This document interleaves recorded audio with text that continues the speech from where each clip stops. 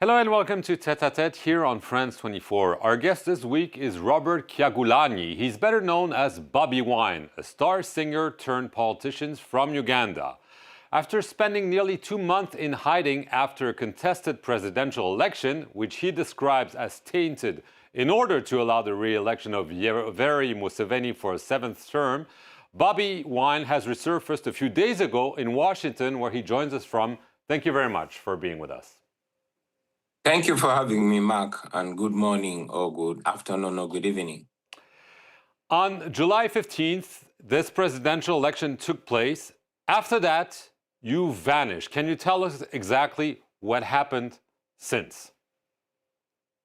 Well, to be exact, I escaped from my home on the 16th of January, just one day after the election, following a raid on my house. I had earlier got information that there was a plan to harm me, and indeed, when the military raided my house on the orders of General Muhoozi Kainerugaba, the son of Museveni and the head of our military, I made my way out of my house. And I was in hiding for almost 2 months, following not private but public orders for my execution. Eventually, I was able to escape my country and resurface in Washington. But in between, my home was raided again and run over. My wife was assaulted and my family members. My wife ended up in hospital, and the military has been occupying my home since then. But you were able to escape from them for weeks, even nearly 2 months. This shows that maybe you were helped by some official, and maybe some in the regime are not totally in agreement with the order to go after you.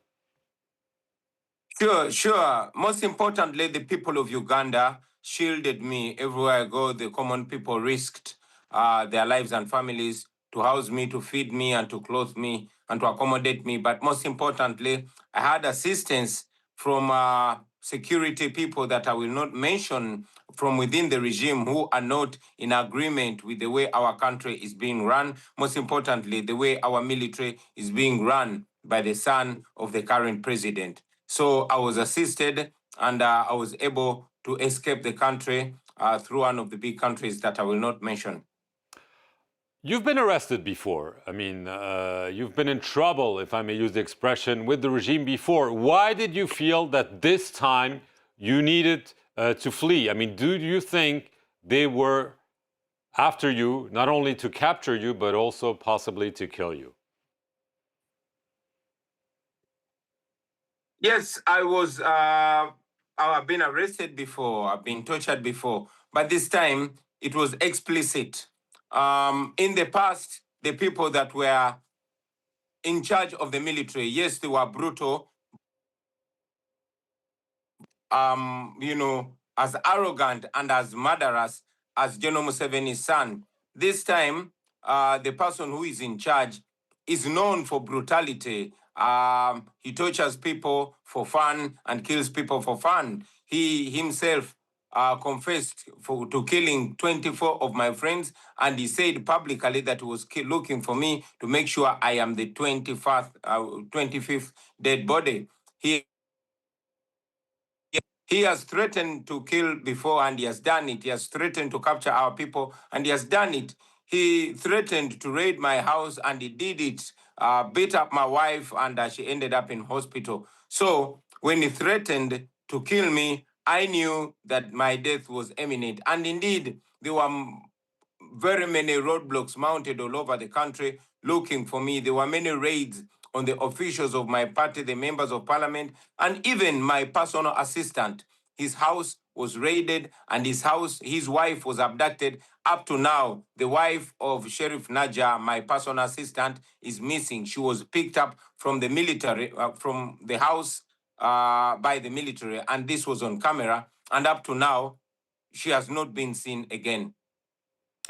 General Muhoozi Kainerugaba, who you've mentioned repeatedly on social media, he accused you actually of fleeing to the United States already back in January, and that you're actually spending your time having a good time in the United States. What is your response to those allegations?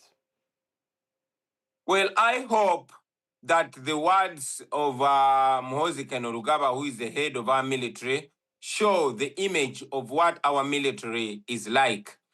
First of all, I'm confident to communicate that the military is not as professional as it's supposed to be. He said that I was 1 minute on January 30th. He said I was in America. But then he was looking for me. He raided my house later and he has been raiding people. The things that he does and the things that he says, that is supposed to communicate to the world what our military is like in Uganda. He's also accused the United States of helping you get out of Uganda. Is that true? Did the US help you get out? And does this explain why you are now in Washington? I will not name the people that helped me get out of Uganda. But the most important thing is that I am out of Uganda. But the same person has accused many countries. He has threatened to capture Kenya. He has come out. He has threatened to capture Sudan, and he has actually come out to proudly boast for murdering people in South Sudan. So this is a person that will attack anybody at leisure. Do you feel still under threat, even far away from Uganda? I mean, do you think there are threats on your life, or because you're across the Atlantic, you are protected? I am still under threat. I am aware that I'm being followed. And, in Uganda, history shows that many dissidents have left the country and have been followed and hurt, harmed, or even killed from very far away from home. I am still under threat. However, at least I know that I can communicate in the tentative. I can be able to speak to the world. Right. What are you waiting for? There is also talk that U.S. Ambassador to Uganda, William Popp, is brokering an agreement with President Museveni that would allow your safe return and your party, the National Unity Platform, to be recognized as a legitimate political party. Are there such talks underway to help you get back and help your party re-become a normal political party?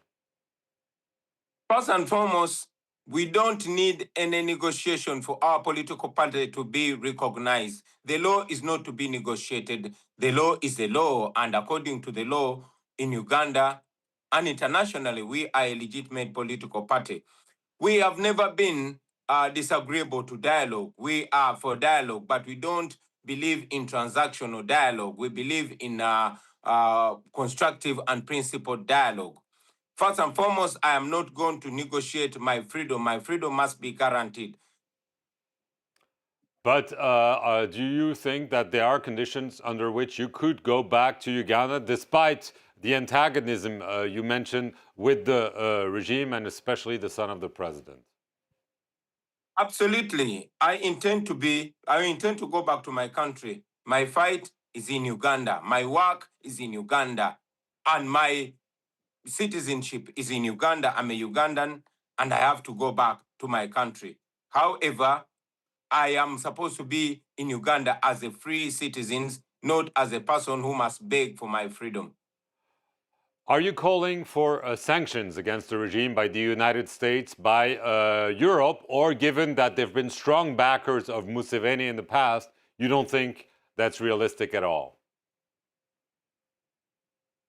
Clearly, I am calling for sanctions, not only from the United States or Europe, but all believers in democracy, all believers in human rights, and all believers in the rule of law. These are values that bring us together as citizens of the world, as the international community. For democracies to be seen to work or cooperate with non-dictatorship, that is an embarrassment, that is an indictment to their legitimacy. So we are calling for sanctions against those that violate human rights, most importantly, Museveni, his son, and all the officials that subvert democracy and the rule of law and abuse rights. I know that Uganda depend so much on foreign aid. And we have constantly been saying that that aid should be tied to values, should be tied to democracy. It should be conditioned to democracy, the rule of law, and respect for human rights. As a conclusion, Bobi Wine, do you still want to be president of Uganda, or have those past experiences, especially this last one, indicated you that it's maybe not something you want to pursue? Well, I have been elected president of Uganda twice. I've been elected president of Uganda twice. However, what is important to me is not me as an individual to be president. It's not about me. It is about freedom for our country. It's about the restoration of democracy for Uganda. It's about the respect of the rule of law and ensuring that all Ugandans enjoy their human rights and live in their country as full humans, whether I'm president or not. So I've said it again, and I say it right here on France 24, that it is not about me, but about ourselves. There is a whole generation of talented and qualified young people, and we must pave a way for that generation that must live not in dictatorship, but in absolute democracy. That is our wish, that is our fight, and that is our mission. Bobi Wine, I want to thank you very much for being our guest here on France 24, and thank you all for watching this edition of Tête à Tête.